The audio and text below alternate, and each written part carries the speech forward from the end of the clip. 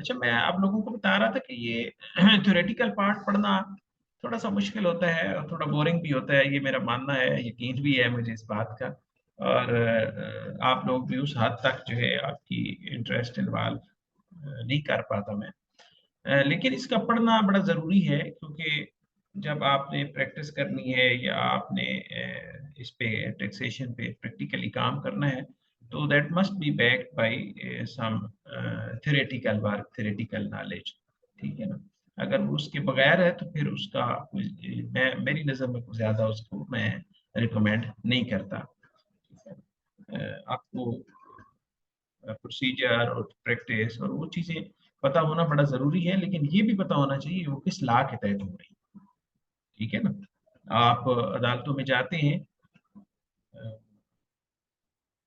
Madam काजी हैं practitioner यहाँ पे, तो आप एडजर्नमेंट लेते हैं तो आपको ये पता होना चाहिए कि मैं एडजर्नमेंट किस सेक्शन के तहत ले रहा हूँ या ले रही हूँ। अगर आप कोर्ट फी की पोस्टपोन की बात कर रहे हैं या उसको इंस्टॉलमेंट की बात कर रहे हैं या उसकी माफी की बात कर रहे हैं, तो ये पता होना चाहिए कि ये किस सेक्शन के तहत कहाँ पे ये बात मौजूद है। मेरा मानना है, मेरा यकीन है, बाकी आप लोग माशाल्लाह समझदार जी। तो इसलिए थ्योरेटिकल पार्ट का, लेकिन इसमें बहुत ज्यादा टाइम नहीं उस तरह लगा रहा डिटेल में पढ़ाने वाला, लेकिन इसका थोड़ा बहुत पता होना बड़ा जरूरी है। तो बहरहाल इसको मेरी कोशिश है कि ये सैलरी का जितना भी थ्योरेटिकल पार्ट है ये आज कंप्लीट हो जाए, तो कल मैं आपको जो सैलरी की कैलकुलेशन और सैलरी की फाइलिंग है उस पर हम थोड़ा ज्यादा फोकस करें। ठीक है जी? तो लेट्स स्टार्ट। कहाँ पे हमने छोड़ा था? ये बात मैं आपको बता रहा था कि भाई अगर आपको एम्प्लाई ने एम्प्लॉयर ने सॉरी आपको गाड़ी दी है और वो पार्शली जो है वो बिजनेस के लिए है और पार्शली फॉर पर्सनल यूज है या प्योरली फॉर पर्सनल यूज, अगर उसने आपको गाड़ी दे दी गई है तो उसके ऊपर भी आपने टैक्स देना है, लेकिन वो टैक्स कैसे देना है वो रूल्स के अंदर जाके हम देखते हैं।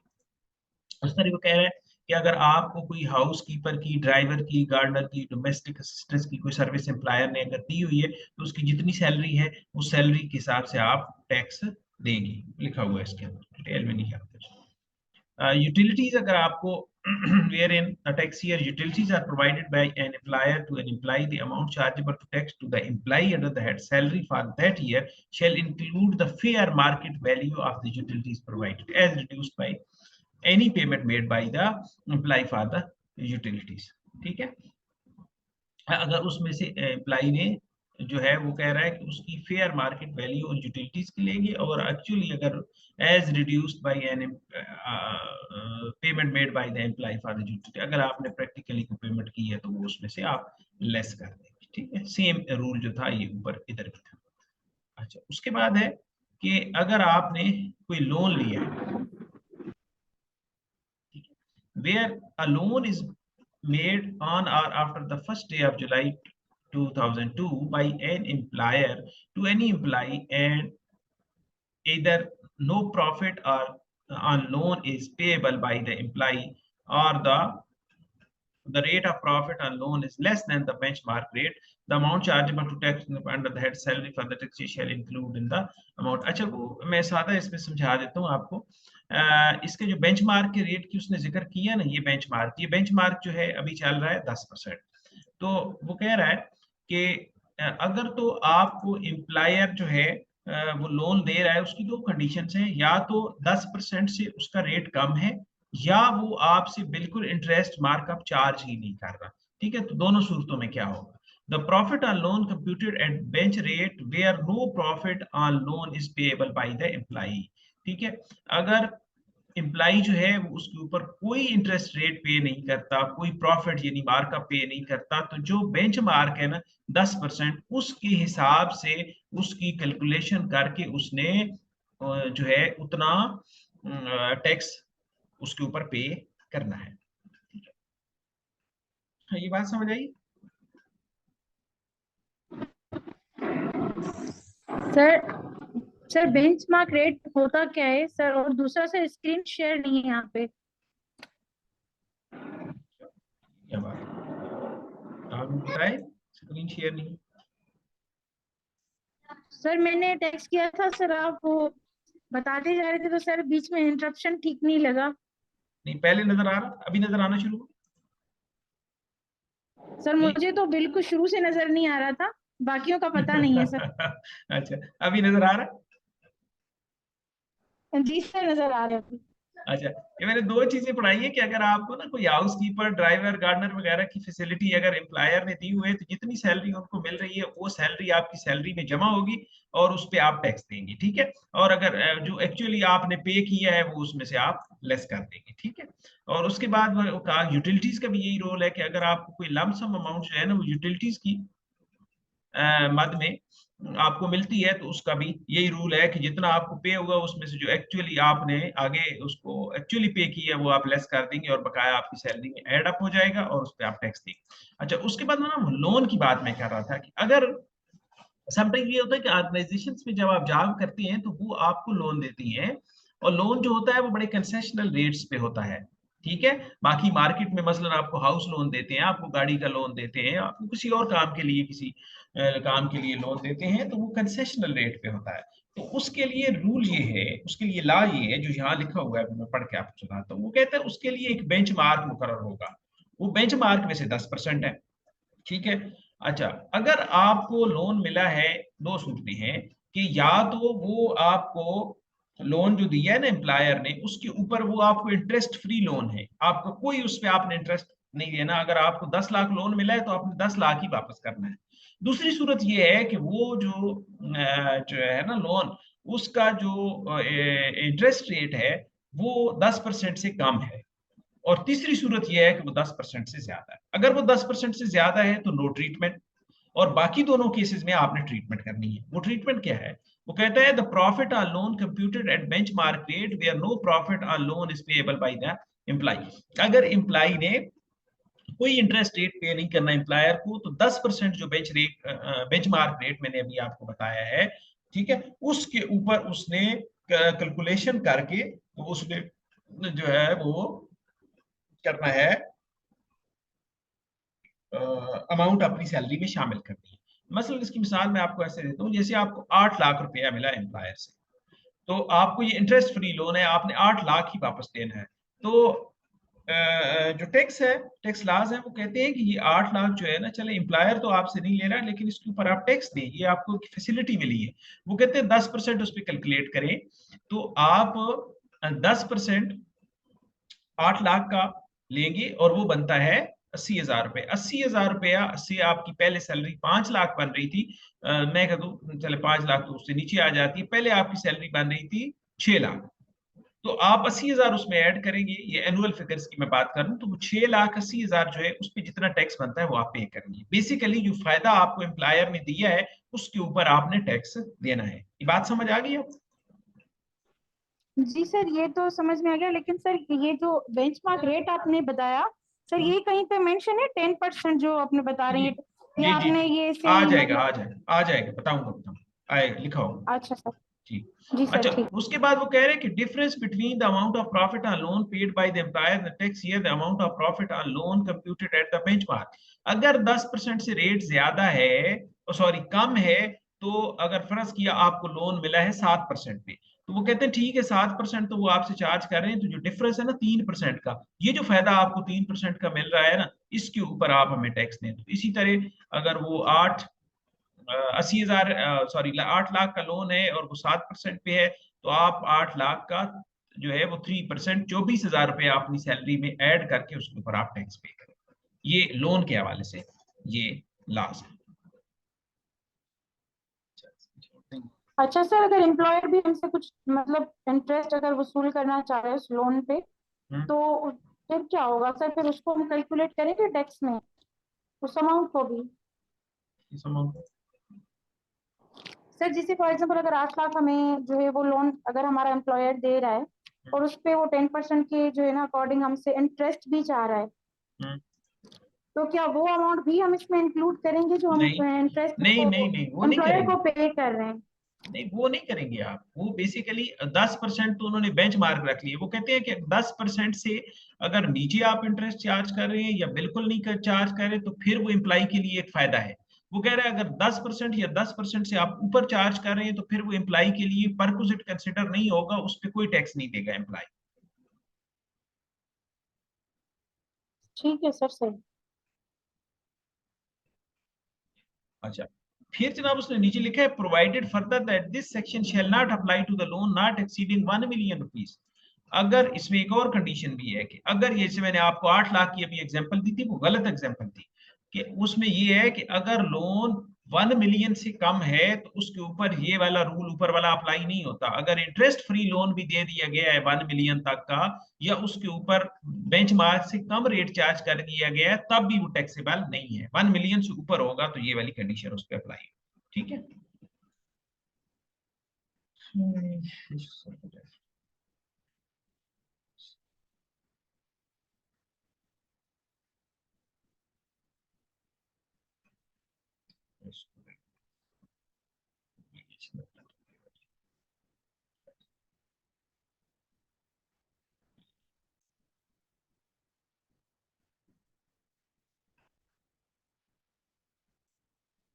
हाँ, अच्छा, वो यहाँ पे ये बता रहा है कि अगर आपने, आपका कोई लोन जो है ना वो वेव कर दिया ना एम्प्लॉयर ने, ठीक है, तो वो वाला भी जो है ना वो सैलरी की तक जो है वो टैक्सेबल है। बेशक आपसे एम्प्लॉयर वापस ले या ना ले, जितना लोन आपको वेव हो रहा है आप उस साल की सैलरी के अंदर उसको एड अप करके उसके ऊपर टैक्स देंगे।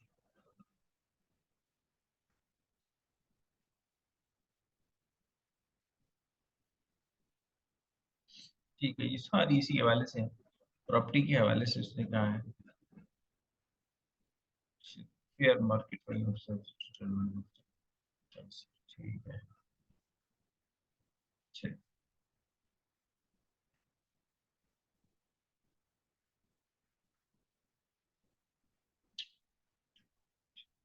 अच्छा जी, ये देखिएगा कि where in the tax year accommodation or housing is provided by an employer to an employee, the amount chargeable to tax to the employee under the head salary for that tax year shall include an amount computed as may be prescribed। ये prescribe कहाँ पे है? ये rules में है। जैसा कि अभी थोड़ी देर पहले ऊपर हमने एक और बात की थी कि वो गाड़ी के हवाले से प्रिस्क्राइब की बात है, तो वो रूल्स के अंदर है। तो ये इसी तरह अकोमोडेशन की बात जो है ये भी रूल्स के अंदर हमें मिलेगी, थोड़ी देर में देखते हैं। अच्छा, उसके बाद है,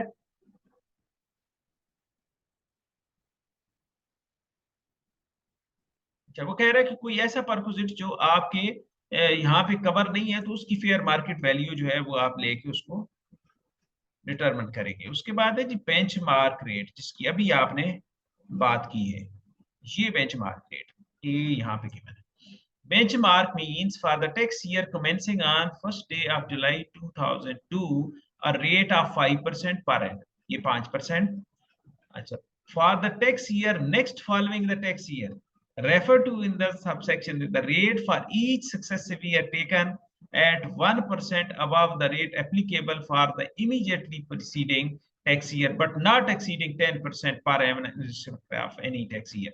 तो जब ये कानून शुरू हुआ ना 2002 में, तो ये 5% था। तो अगले 5 साल तक इसमें 1% का इजाफा होता गया, 6%, 7%, 8%, 9%, और फिर 10% पे जाके ये फिक्स हो गया।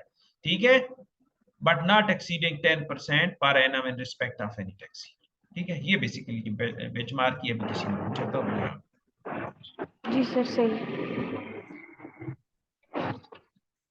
अच्छा, ये ऊपर सर्विसेज की उसने बात की थी, वो कहता है एनी फैसिलिटी जो है वो सर्विसेज भी शामिल है। यूटिलिटीज ऊपर हमने बात की थी, वो कहता है इलेक्ट्रिसिटी, गैस, वाटर, टेलीफोन वगैरह वगैरह, ये आपकी यूटिलिटीज है। अच्छा, ये सेक्शन 12-13 कंप्लीट हो गए। सेक्शन जो 14 है, इसको मैं पढ़े बगैर आपको थोड़ा सा समझा देता हूँ कि ये, इसकी हेडिंग से आपको क्या अंदाजा होता है कि इम्प्लाइज शेयर स्कीम, इससे क्या मुराद है? कुछ अंदाजा होता है? अच्छा, चले मैं बता देता हूँ। इसमें होता ये है कि जब आप किसी कंपनी के एम्प्लाई होते हैं तो वहां से आपको जो शेयर्स है ना उसकी कंपनी के, वो आपको कंसेशनल रेट पे मिल जाते हैं। मसलन आपको उस वक्त उस शेयर की जो मार्केट वैल्यू है या मार्केट में वो ट्रेड हो रहा है, इससे वो हो रहा है 100 रुपीज पर शेयर के हिसाब से। आपको कंपनी कहती है बीइंग एम्प्लॉइज कि आप ये शेयर जो है ना 70 रुपए में हम आपको ऑफर करते हैं। तो जितने शेयर आप उस स्कीम के तहत परचेज करेंगे ना, उसके ऊपर जो आपको फायदा हो रहा है वो आपका टैक्सेबल है। मसलन 100 रुपए के शेयर जो है वो उसकी मार्केट में ट्रेड हो रहा है, मार्केट वैल्यू है उसकी, और वो 70 रुपए का आपको मिल रहा है, तो उसके ऊपर आपको फायदा कितना हो रहा है? 30 रुपए पर शेयर का। और अगर आपने 10 शेयर लिए हैं तो आपको 300 रुपए का फायदा हो रहा है। तो वो 300 जो है वो आपकी सैलरी में एड अप हो जाएगा और उसके ऊपर आप टैक्स देंगे। ये भी बेसिकली एक परक्विजिट है एम्प्लॉइज की स्कीम के सारे इस सेक्शन का जो है ये वाला है इसका।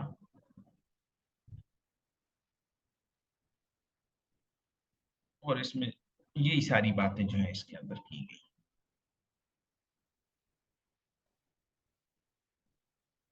ये उसने फार्मूला भी दे दिया, ठीक है। ए माइनस बी यानी उसकी मार्केट वैल्यू जो है in the consideration receive for the disposal of right option it is employee cost in respect of right. वो कहता है कि अगर आप इसको डिस्पोज ऑफ करते हैं तो फिर उसमें इसको आपको कितना फायदा हो रहा है वो भी आपने,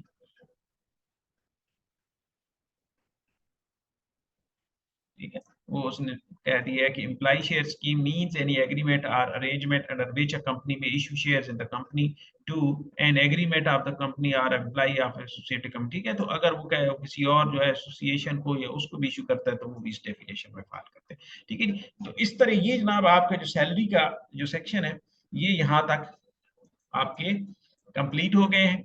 इसको आप खुद पढ़ें, इनको एक दफा देखिएगा तो फिर आपको मजीद इसका अंदाजा हो जाएगा इसका। अभी हम चलते हैं, मैं आपको थोड़े से रूल्स रीड आउट करते हैं।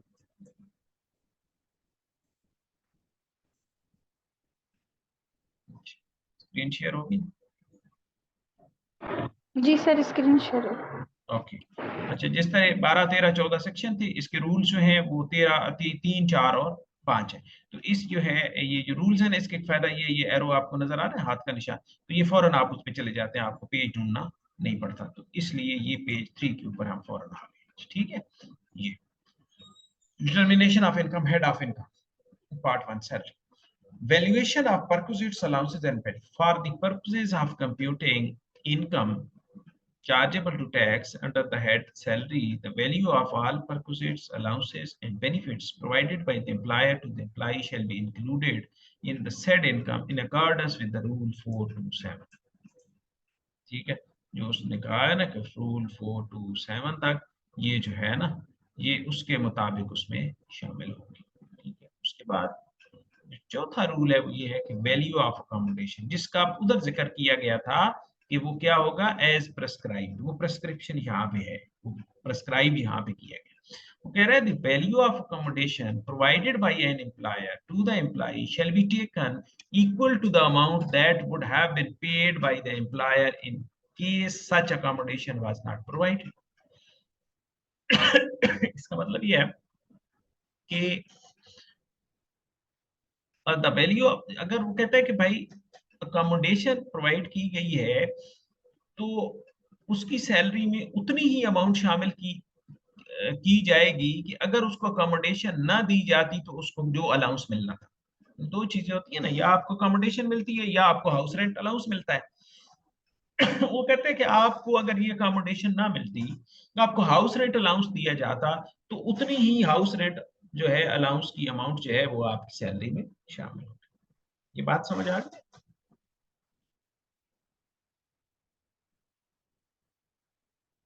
बात समझ आई? सर वैसे जो सैलरी में अमाउंट इंक्लूड करते हैं ना, ये अलाउंस, सर वो बहुत कम होता है। लेकिन अगर हमें मतलब उसके इन लिeu अगर हमें घर मिल जाता है या फ्लैट अगर हमें कंपनी दे देती है तो सर उसकी वर्थ तो ज्यादा होती है। फिर ये सर किस तरह से कैलकुलेट करेंगे? आपको आपको तो फायदा है ना, से आपको अलाउंस मिलता है 30,000 रुपए, ठीक है ना। आपके रैंक का, आपके लेवल का जो हाउस रेंट अलाउंस है वो बनता है 30,000 रुपए।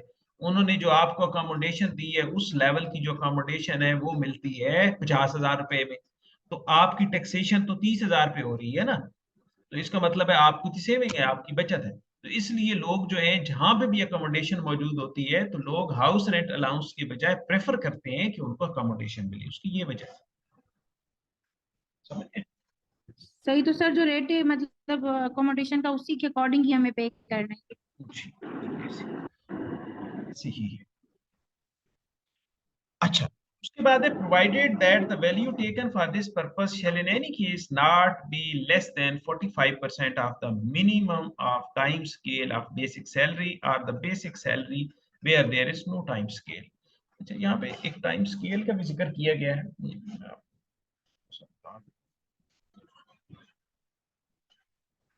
किसी को पता है टाइम स्केल क्या होता है, मिनिमम टाइम स्केल?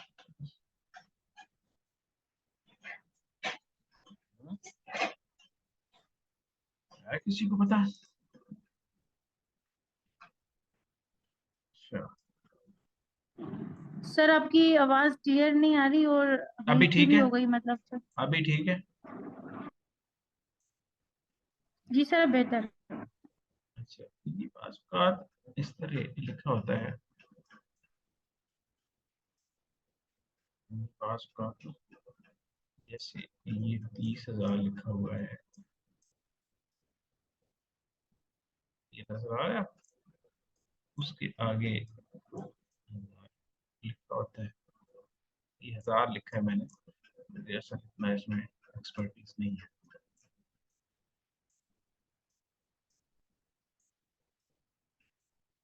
ये मैंने लिखा है 30,000, उसके बाद बीच में मैंने 100 लिखा है, फिर 40,000 लिखा है। इस तरह के जो स्केल्स होते हैं ये अक्सर आपने देखे हो, देखे है ना?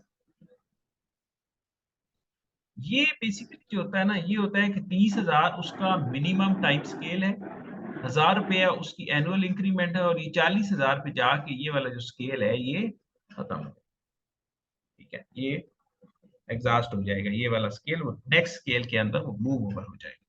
ये होता है मिनिमम टाइम स्केल। ये वो कह रहा है कि 45% employer to the employee shall be taken equal to amount that would have been paid by the employer in, oh sorry, not less than the 45% of the minimum time scale। ये इसका जो है ना, इसका 45% से वो कम नहीं होना चाहिए, ठीक है।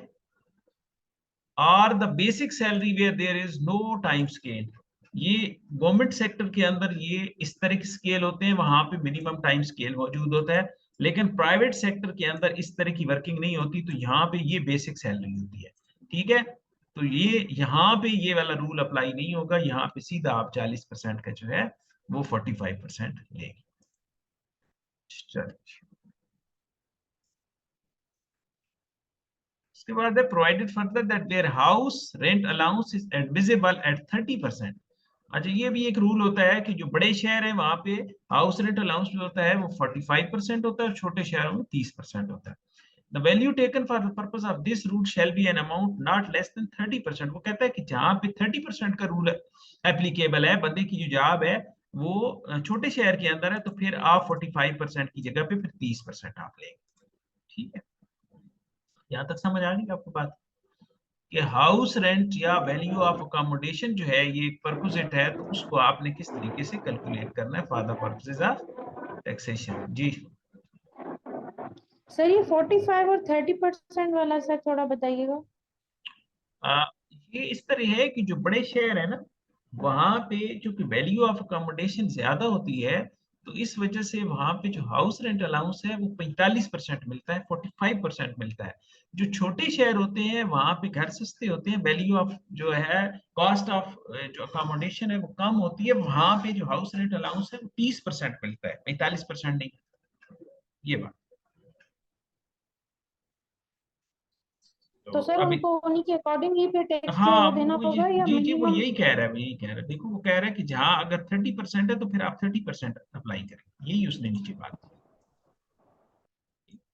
फिर आप 45% वाला रूल अप्लाई नहीं करेंगे। पर this rule shall be an amount not less than 30% of the minimum time scale और basic salary, the basic salary कहते हैं, ठीक है। तो यहाँ पे 30% एप्लीकेबल है, जैसे कराची में 45% होगा, जो छोटे आपकी शहर हैदराबाद में भी 45% होगा, छोटे आपके जो शहर है घुटकी होगा तो वहां 30% होगा, ठीक है। तो ये चीज है, यहाँ तक समझ आ गई बात? क्लियर है? जी सर। अच्छा, आगे जो है ना वो वैल्यू ऑफ कन्वेंस है, जिसका भी हमने वहां पे जिक्र किया था, तो उन्होंने कहा जैसा प्रेस्क्राइब किया गया वो प्रेस्क्राइब यहाँ पे किया गया। वो कह रहे थे value of conveyance provided by the employer to the employee shall be taken equal to an amount as follow as below. वो कहता है partly for personal and partly for official use. गाड़ी आपको दी गई है partially for personal and partially for official use, तो आप 5% लेंगे उसका टैक्स पर्पस के लिए। किसका 5%? ये उसने ए बी लिख दिया है। उसने कहा the cost to the employer for acquiring the motor vehicle, यानी उसने जितने की वो मोटर व्हीकल ली है उसकी कास्ट कितनी थी, ठीक है, उसका 5% आप हर साल अपनी टैक्सेबल इनकम में अपनी सैलरी में ऐड करेंगे।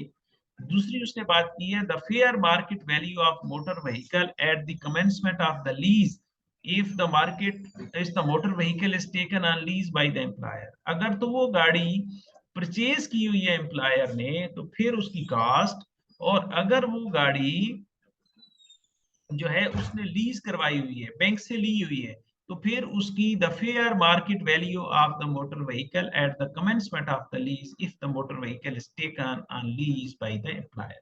अगर वो लीज की गाड़ी है तो फिर उसकी फेयर मार्केट वैल्यू जो है वो आप लेंगे। अच्छा, उसके बाद दूसरी कंडीशन ये है, वो कहता है कि वो गाड़ी आपको एम्प्लॉयर ने दी है फॉर पर्सनल यूज, कि वो आपके घर पे इस्तेमाल होगी, वो आपके ऑफिस के कामों के लिए इस्तेमाल आप नहीं करेंगे, आपकी फैमिली को दी गई है, आपको पर्सनली दी गई है, तो फिर आप 10% लेंगे। किसका? वही ऊपर वाला रूल है कि मोटर व्हीकल की जो कास्ट है उसका 10%, या अगर वो परचेज नहीं की गई गाड़ी लीज पे ली गई है तो फिर उसका कितना है, फिर उसका फेयर मार्केट वैल्यू का फिर आप 10% लेंगे।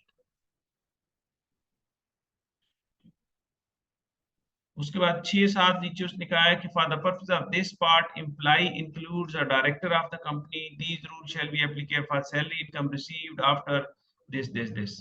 ठीक है, तो ये जनाब बातें हैं इसके अंदर, और बस उसके बाद इनकम फ्रॉम बिजनेस है। ये बेसिकली रूल्स थे। तो इस तरह आज हमने इसका जो थ्योरेटिकल पार्ट है वो हमने पढ़ लिया है।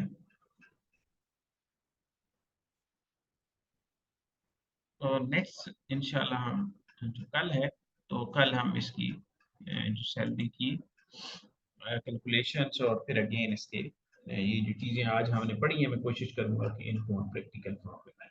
जी कोई सवाल है? अभी हमारे पास टाइम है 8-9 मिनट। कोई अगर आपका सवाल है तो आप पूछ सकते सर मेरा एक क्वेश्चन था सर, हमारे हमें ना स्लैब्स जो है वो प्रोवाइडेड है ना रूल्स के अंदर हैं। के, बल्कि शेड्यूल के अंदर, तो वहां से हम स्लैब को जो है वो मतलब मद्देनजर रखते हुए अपना टैक्स पे करेंगे। लेकिन जो परक्विजिट हमें बताए गए हैं इसमें, तो उनका जो 45% लेंगे वो भी हम एनुअली कैलकुलेट करके और वो सैलरी में इंक्लूड करेंगे। और देन जो हमारा अगर फॉर एग्जांपल 6 लाख तक अगर एग्जेम्प्टेड है तो बाकी जो अमाउंट है उस पे 12 या 10% है, उस तरह से लगेगा। सर मैं सही समझी हूँ? सही समझे आप? सर आपकी आवाज नहीं आ रही। मैंने कहा बिल्कुल सही समझे हैं आप, तभी आवाज आई। जी सर जी। आप बिल्कुल सही समझे हैं। पहले आपकी सैलरी डिटरमिन होगी, वो सारे के सारे परक्विजिट आपकी सैलरी में ऐड होंगे, फिर उस सैलरी के ऊपर आपका टैक्स लगेगा। ठीक है, सैलरी के अंदर जैसे देखिए आज हमने पढ़ा है, तो सैलरी का ब्रेकअप क्या है उसने बता दिया है कि आपकी बेसिक सैलरी, आपका हाउस रेंट अलाउंस, आपका बोनस, आपका कमीशन, आपको बाकी दी जाने वाले तमाम परक्सिट्स बेनिफिट्स मराहत सारी शामिल करके एक ग्रास ग्रास अप होगा, एक टोटल बनेगा, उस टोटल पे आपने टैक्स देना है। ठीक है, तो वो टोटल जो है इस तरह बनेगा, ये सारी चीजें उसमें कॉस्ट ऑफ लिविंग अलाउंस है, यूटिलिटी अलाउंस है, ये सारी चीजें आपकी सैलरी में ऐड अप, ये बात है। सही सर, ठीक ठीक। और कोई सवाल किसी का? सर इसमें एक और भी चीज थी सर, मैंने लास्ट टाइम पढ़ी थी, उसमें एक था कि एक तो देखें फॉर एग्जांपल एक मेडिकल अलाउंस होता है और एक मेडिकल ट्रीटमेंट होता है सर, इनका थोड़ा सा ब्रेकअप आई थिंक चेंज होता है। अलाउंस में शायद एग्जेम्प्टेड है या ट्रीटमेंट एग्जेम्प्टेड है, अलाउंस पे हम पे करते हैं सर, इस तरह का कुछ मैंने पढ़ा था। आपने कहाँ से पढ़ा था? सर बुक से ही पढ़ा था, इनकम टैक्स ऑर्डिनेंस से। अच्छा, इसमें 2-3 चीजें हैं। सर ऐसा कुछ है वैसे जी जी कि है। मतलब मेडिकल, एक मेडिकल ट्रीटमेंट होती है और एक जी मेडिकल अलाउंस होता है। जी बता रहा हूँ, बिल्कुल वही चीज बता रहा हूँ। अच्छा, उसमें होता यह है कि एक आपको मिलता है मेडिकल अलाउंस। मेडिकल अलाउंस अगर आपको कंपनी देती है तो वो 10% तक एग्जेम्प्ट होता है, मेडिकल अलाउंस। ठीक है ना, बेसिक सैलरी का 10% तक जो मेडिकल अलाउंस है वो एग्जेम्प्ट है, उसके ऊपर कोई टैक्स नहीं है। उसके ऊपर अगर आपको कंपनी देती है तो उसके ऊपर टैक्स है। यहाँ तक ये तो बात होगी मेडिकल अलाउंस की। अच्छा, दूसरी चीज होती है कि आपको मेडिकल की रीइंबर्समेंट होती है, कि आपका जो एक्सपेंस होता है वो आपको रीइंबर्स किया जाता है, वो सारे का सारा जो है वो एग्जेम्प्ट होता है। ठीक है। और फिर इसमें एक तीसरी चीज होती है कि आजकल कंपनियों ने इंश्योरेंस कराई हुई है। वो जो इंश्योरेंस कंपनीज हैं उनकी जो पैनल है, पैनल पे हॉस्पिटल होते हैं और वहां से आपका इलाज होता है, तो वो भी आपका फ्री होता है, उसके ऊपर कोई टैक्स नहीं होता। तो टैक्स ये हो गया कि मेडिकल के सिलसिले में अगर आपको 10% से ज्यादा जो है वो आपको अलाउंस मिल रहा है तो वो टैक्स। ये टोटली सारी जो कहानी है पूरी इसका इन शॉर्ट फॉर्म जो है उसका जवाब है। ठीक है, सादा। जी सर, जी ठीक, सही। और कोई सवाल? सर बाकी आवाम से पूछे सर, पता नहीं कोई अवेलेबल है या नहीं। अवाम तो मेरा नहीं ख्याल कोई ज्यादा एक्टिव है जो है। माया तेमीना, बाकी तो सर वो नसीर भाई तो शायद चले गए, वो या, दूसरी क्लास आए नहीं है। और आज कौन और कौन नहीं है? नसीर साहब बस ऑन एंड ऑफ होते रहे हैं। और कौन है? मारिया नहीं है, किरण नहीं है। सर मारिया तो है ना, शायद 503 मारिया ही आए थे। नहीं नहीं, नहीं, वो भी चली गई शायद। वो नहीं थी, वो आज बिल्कुल नहीं थी। ये 503 तो सार है, साहर कंवल। अच्छा सर, अच्छा सर, सर तो नहीं है, वो तो शायद बिजी है कहीं। वो भी नहीं आज। तो बहरहाल चले, नहीं हो, कोई इशू नहीं है। आपका कोई सवाल है तो हमारे पास 3-4 मिनट है, उसको देख लेते हैं और बाकी इंशाल्लाह कल हम इसकी अगेन प्रैक्टिस करेंगे। ठीक सर है। मेरा अभी, सर ये सवाल आखिरी ये है कि सर जो आपने हमें थोड़ा सा प्रैक्टिकल बताया था हम्म। वेल्थ स्टेटमेंट और रिटर्न के हवाले से, सर अगर इस तरह के हमें क्वेश्चंस जो है उनकी प्रैक्टिस करनी हो तो सर वो हमें क्वेश्चन मिलेंगे कहाँ से? अगर मतलब फिगर्स जो हैं, ये फिगर हम लें और उनको कैलकुलेट करके देखें कि आया हमें आ रहा है या नहीं आ रहा, कुछ समझ में आया या नहीं। वो क्वेश्चन जो है ना वो मुश्किल हो जाएंगे आपके लिए करने। बता तो मैं देता हूँ आपको कहाँ से मिलेंगे। आप ये जो टैक्स की बुक है ना, टैक्स की, जी जी। वो आप बी काम की कोई टैक्स की बुक ले लें। आप सीए की जो बेसिक लेवल की टैक्स की बुक है वो ले लें। एसीएमए वालों की जो है टैक्स की बुक है वो ले लें आप। तो सवाल तो आपको वहां से मिल सकते हैं, लेकिन वो सवाल थोड़े से मुश्किल हो जाएंगे आपके लिए। आप इस तरह के सवाल, जिस तरह के मैं कराता हूँ, इस तरह के सिंपल सिंपल सवाल आप खुद बनाएं और फिर अकॉर्डिंगली उसको पोर्टल के ऊपर आप इनपुट करें और उसकी टैक्सेशन को आप टैक्स स्लैब्स के साथ मैच करें। तो मेरा ये है, लेकिन आप वो किताबें लेना चाहें तो ले भी सकते हैं। नहीं नहीं सर, मेरे पास सर कुछ होंगी, ओल्ड तो रखी होंगी, तो सर मैं वहां से देखूंगी, नहीं तो सर मैं खुद से बनाने की कोशिश करूंगी क्योंकि सर वाकई उसके अंदर जो बाकी टर्म्स यूज हुए होंगे उनकी मुझे वाकई में पता नहीं होगा कि किस तरह से उनको कहाँ पे जो है वो कोटअप करना है, किस तरह से करना है, तो वाकई थोड़ा मुश्किल हो जाएगा। क्योंकि वो किताबें जो है ना वो बेसिकली वो करिकुलम पॉइंट ऑफ व्यू से लिखी गई हैं, वो टेक्स्ट बुक्स हैं, वो प्रैक्टिकल अप्रोच से नहीं लिखी गई। तो सवाल तो आपको मिल जाएंगे, लेकिन वो जो है वो प्रैक्टिस के साथ या प्रैक्टिकल प्रोसीजर के साथ उनकी कोई इंटीग्रेशन नहीं है। ये सिलसिला। सही सही, मतलब सर सवाल मिल जाएंगे लेकिन जवाब नहीं मिलेंगे सर। नहीं, जवाब भी वहां पे गिवन होंगे, लेकिन जवाब को आप अपने यहाँ पे जो पोर्टल के साथ ना लिंक करना आपको थोड़ा सा प्रॉब्लम हो जाएगा। सर पोर्टल भी तो हमारे लिए थोड़ा सा मतलब एक मुश्किल काम इसलिए क्योंकि सर हमारे पास मतलब एनटीएन हमने जनरेट तो नहीं किया, हम्म। सर हम पोर्टल को मतलब यूज ही नहीं कर सकते ना, कर मसला लेना, उस सारा दिन ये है मैंने सर। आपको बड़ी डिटेल में बताया तो है कि वो आप जनरेट कर लें, क्या मसला है? उसको जनरेट करें आप। सर एनटीएन बना ले सर, फिर उसको सर थोड़ा वाकई में भी इशू हो रहा है, एनटीएन बनाए या ना बनाए। फायदा क्या हुआ? पढ़ने का फायदा ही कोई नहीं है। ठीक है